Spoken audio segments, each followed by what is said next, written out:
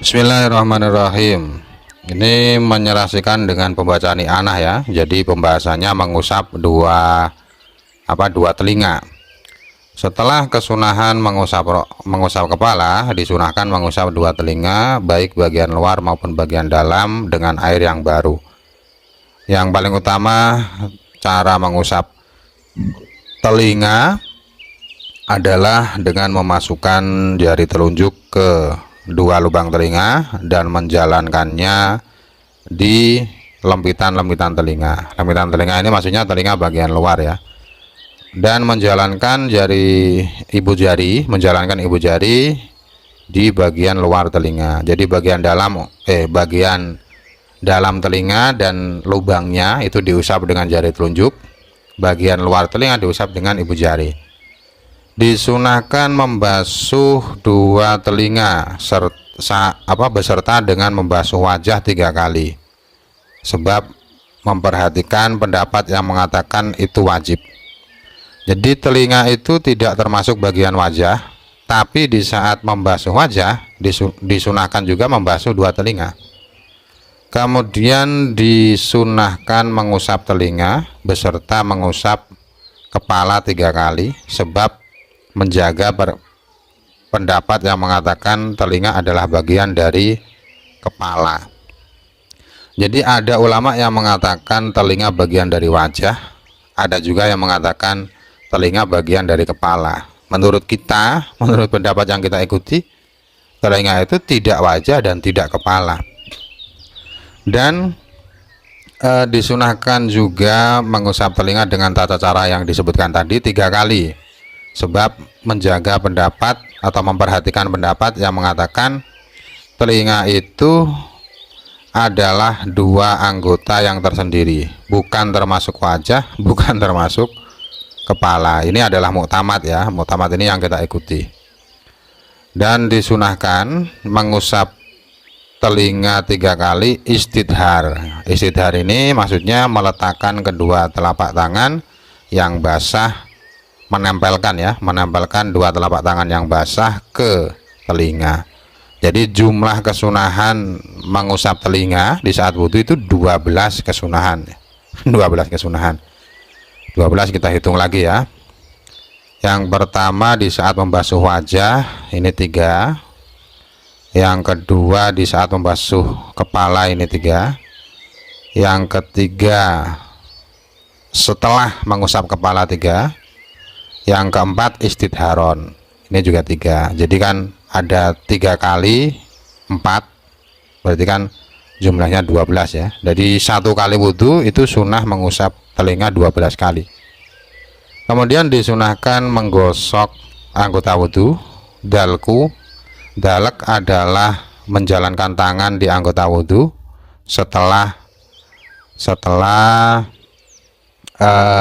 anggota wudhu terkena air, atau setelahnya, atau bersama dengan itu. Jadi bisa dibasuh dulu baru digosok, bisa bersamaan. Kesunahan ini supaya kita terhindar dari perkhilafan ulama yang mengharuskan. Ini kalau dalam i'anah ulama ini Imam Malik ya. Kemudian seharusnya atau dianjurkan berusaha atau meneliti bagian tumit ya, bagian telapak kaki yang bagian belakang itu, apalagi di saat musim dingin.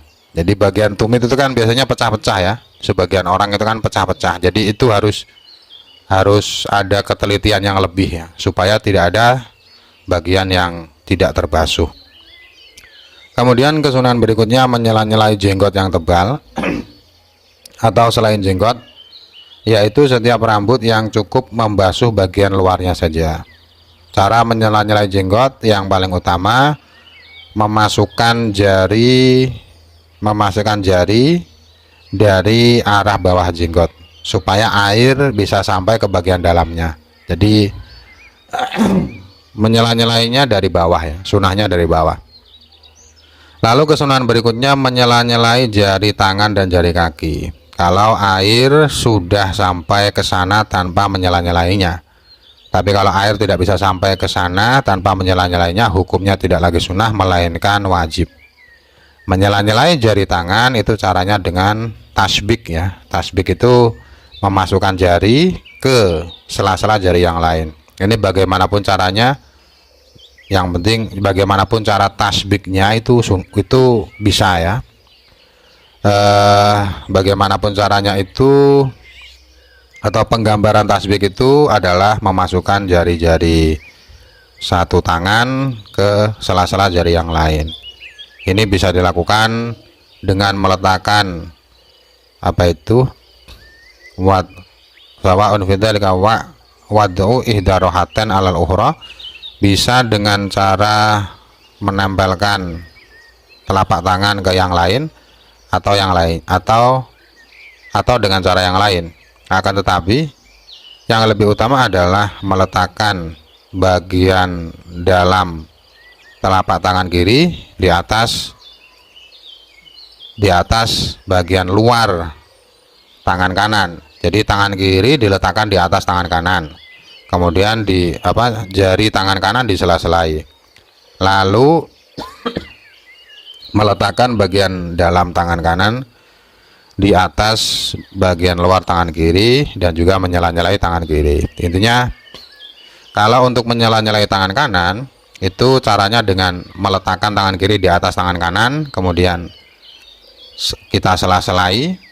Kalau kita menyela-nyelai tangan kiri, sebaliknya, tangan kanan diletakkan di atas tangan kiri, kemudian kita menyela-nyelainya. Ini kalau di Anah dijelaskan supaya berbeda dari kebiasaan ya,